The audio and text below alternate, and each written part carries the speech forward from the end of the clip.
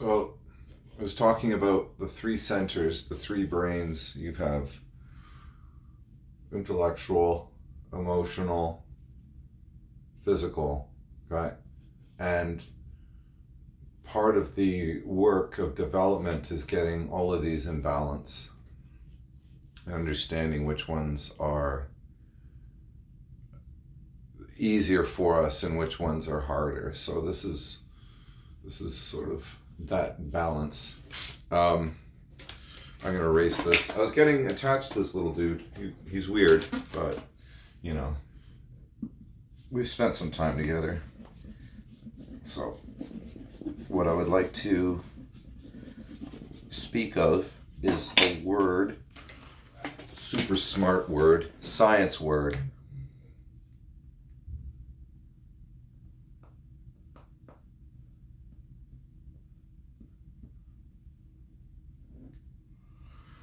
And that word is Hormesis. I don't know if you've heard this before, but Hormesis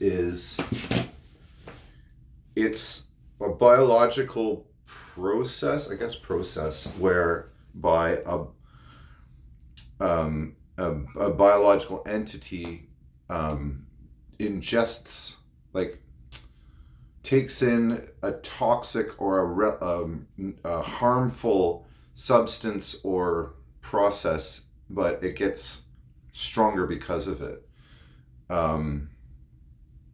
Sort of a fancy way of saying short-term pain, long-term gain, which we understand in life. That if you want to run a marathon, you're going to have to go through some short-term pain, quite a bit of it, but then eventually there's a long-term gain, right? Or you want to play the piano, you're going to have some cramps, and you're going to be frustrated. You're going to have these moments where you don't think you're developing. So we understand this in sort of the physical 3D world, but it's the same in the world of consciousness, in my experience. We use these difficulties to create a greater capacity for life, a greater being. We actually grow our being. I was talking earlier about how it's kind of paradoxical that we are perfect just as we are, but we also need a lot of work, right? And this power, concentration power, being power, is actually something that kind of builds up and affords us a greater expression of life. So that work that we're doing is really opening our channels a little more, our capacity, and that work comes with some difficulty. And we're not doing it to like beat ourselves up, but you gotta have a little bit of tension to get there. It's just like going to the gym and you push against friction, right? Intention to build muscles. It's the same kind of thing. It's really important that we understand it's really the same process. This hormesis is biological, and we understand it in a lot of areas of life, but it's just a part of meditation and consciousness as well too.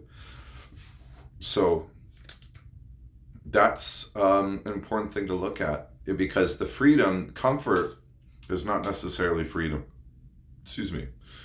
Comfort, we sort of want this freedom at the end of the day where we can just be unbothered and not be touched and relax and all that. And there's nothing wrong with that. I certainly enjoy my couch time just like anyone else, but that's not necessarily growth, right? Like, to keep growing, if you wish to keep growing in your life, you're going to have to keep facing ever escalating denying force and tensions. And that's just the way it is. So this sort of freedom is really not a freedom from stuff, like freedom from, people bothering me, freedom from doing too much work, freedom from, doing things I don't want to do. I mean, there's some legitimacy to that, but you also have to realize that it's a freedom for something. It's a freedom for having more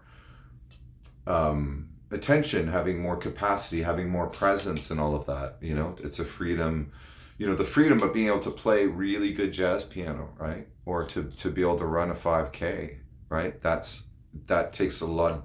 It's a discipline that moves us into that freedom, and we don't always think about that. But it's the same for meditation, like slow, consistent practice, but it's rarely blissed out. Meditation can be tough at the time, mindfulness practice, but it always gives you something. It always brings back your efforts. That's what's really incredible about it. Not everything in the world is like that, you know? And those are my thoughts for today on this Sunday. And I hope you enjoy a relaxing Sunday free from hormesis, or, full of it, depending on what you need. Take it easy.